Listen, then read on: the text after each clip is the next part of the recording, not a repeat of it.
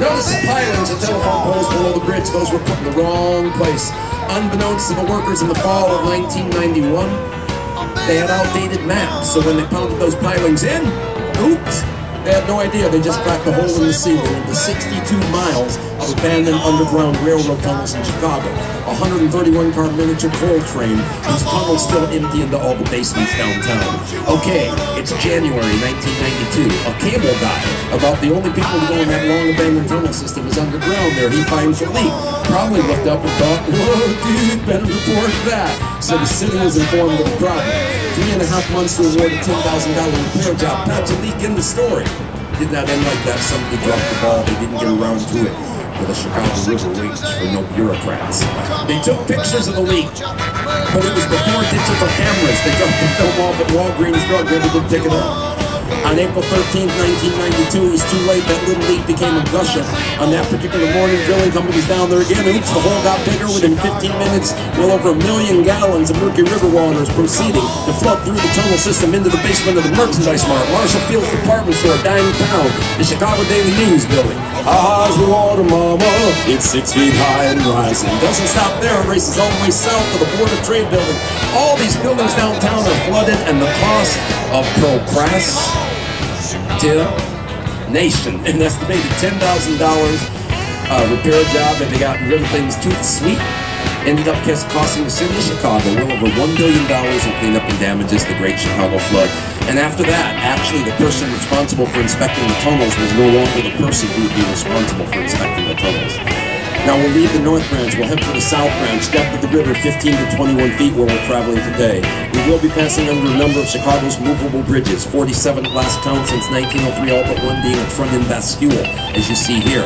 Bascule from the French for seesaw, each leaf on the trunnion pin with a counterweight. Move the counterweight, 2 minutes you can raise that bridge. If you're in town this Wednesday or next Saturday, you'll see them going up and down for all the sailboats.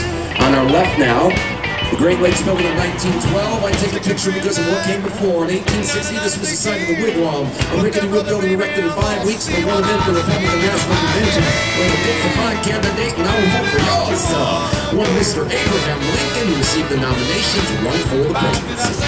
Now on our right, here's a good example of adaptive reuse. You don't have to do a teardown, give an old building new life. This is a 1900s-year-old Butler Brothers warehouse, but they turned it into residences.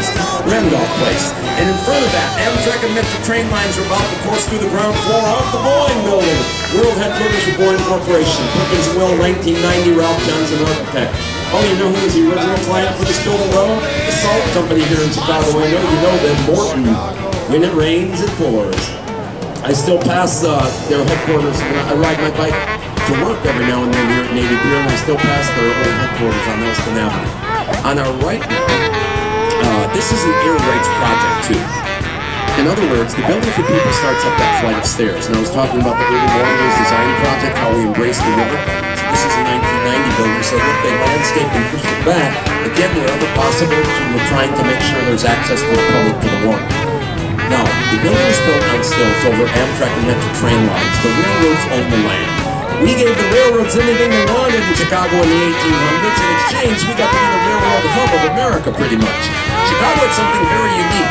It was called a double stub ending, and that meant there was one set of tracks which came from New York to Chicago, and another set of that very same set of tracks. So one train came, and it just stopped right here. Another train was waiting here, so you changed trains to head out further west, yeah? But that meant every time you got off a train in Chicago, your pockets got lighter. You left some money behind. That's why we love the railroads, all that commerce. Air rights means you buy the air from the railroad, build on stilts, you stay out of the way. The problem here, the far corner overhangs the switching yard, couldn't support the weight from the ground. Look what they did. Suspended it from the ceiling. That rolled steel truss on top of the building is called a cantilever. That's like a giant arm holding the building up so the train will easily pass underneath. Ralph Johnson left it exposed. It's a real nice visual line with all the bridges over the river. The Art Moderne Chicago Daily News building on the right, first air rights project in Chicago. Now you see that Art Moderne on your right is a similar style by looking to your left at the Art Deco Civic Outlet building. Both came out of Paris. Here's the split. Art Deco was first. The buildings had more decoration. A little bit later version, Art Moderne, these things have that same massive structure, but you find more of a sheer machine cut to the face. Here's a bit of forgotten Chicago. Madison Street above your head was the coolest, hippest neighborhood in America in 1905. They called this area Hobohemia, a working class intellectual district. You had hobos, artists, anarchists, and the wobblies, the industrial workers of the world fighting for one big union. They got an education.